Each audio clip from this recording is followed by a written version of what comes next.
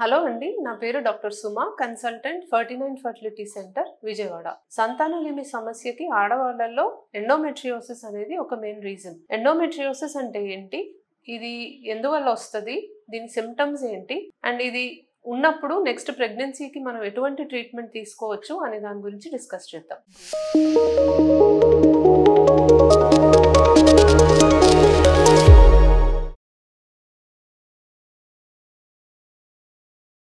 So endometriosis అనే కండిషన్లో గర్భసంచి లోపల ఏదైతే పొర ఉంటుందో అది గర్భసంచి లోపల కాకుండా ఇంకెక్కడన్నా పెరుగుతుంది. సో గర్భసంచి లోపల లైనింగ్ అనేది మనకు ఉంటుందండి. మనకు ఎగ్ పెరిగినప్పుడల్లా ఆ లైనింగ్ కూడా హార్మోన్స్ విడుదలయ్యే కొద్దీ రెస్పాండ్ అయ్యి పెరుగుతుంది. ప్రెగ్నెన్సీ రావడానికి మనకి ఆ పొర అనేది చాలా ఇంపార్టెంట్. ఎందుకంటే గర్భసంచి లోపల ఆ పొరలోనే మనకి తయారైన ఎంబ్రియో అనేది అటాచ్ అవుతుంది. సో ఈ టిష్యూ ఇక్కడ కాకుండా కొన్నిసార్లు అండాశయంలో పెరగచ్చు, ట్యూబ్స్ దగ్గర పెరగచ్చు, గర్భసంచి బయట వైపు కానీ గర్భసంచిలో ఉన్న మజిల్లో కానీ పెరగచ్చు. సో గర్భసంచి లోపల కాకుండా ఇంకెక్కడ ఈ టిష్యూ పెరిగినా కూడా దాన్ని ఎండోమెట్రియోసిస్ అని అంటాం.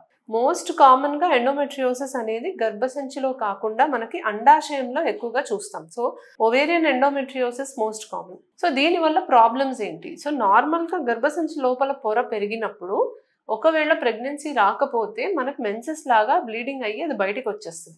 బట్ వేరే చోట్ల ఆ టిష్యూ పెరిగినప్పుడు ఎప్పుడైతే బ్లీడింగ్ అనేది అవుతుందో అది బయటికి వెళ్ళడానికి ఏ మార్గం లేక అక్కడే ఆగిపోతుంది. సో ఆ బ్లడ్ వల్ల మనకి అతుకులు ఏర్పడచ్చు. ఆ బ్లడ్ వల్ల మనకి అండాశయంలో ఉన్నప్పుడు ఎగ్ నంబర్ తగ్గిపోవచ్చు, ఎగ్ క్వాలిటీ తగ్గచ్చు, ట్యూబ్స్ బ్లాక్ అవ్వచ్చు, అండ్ గర్భసంచికి మళ్ళీ మనకి మూత్రసంచికి కానీ లేకపోతే మన పేగులకు కానీ అతుకులు అనేవి ఏర్పడతాయి. దీనివల్ల సిమ్టమ్స్ అనేవి వస్తాయి. సో హస్బెండ్ వైఫ్ కలిసినప్పుడు పెయిన్ రావడం, పీరియడ్ టైంలో చాలా సివియర్ పెయిన్ రావడం, పీరియడ్కి ముందు పెయిన్ స్టార్ట్ అయ్యి పీరియడ్ అయిపోయాక కూడా పెయిన్ అనేది కంటిన్యూ అవ్వడం, మోషన్కి వెళ్ళినా పెయిన్ రావడం, లేదా మనకి యూరిన్కి వెళ్ళినా కూడా కొన్ని సందర్భాల్లో పెయిన్ రావడం అనేది చూస్తాం. అండ్ ఈ పెయిన్ అనేది చాలా చాలా సివియర్గా ఉంటుందండి. చాలా మంది ఈ పెయిన్ అసలు టాలరేట్ చేయరు.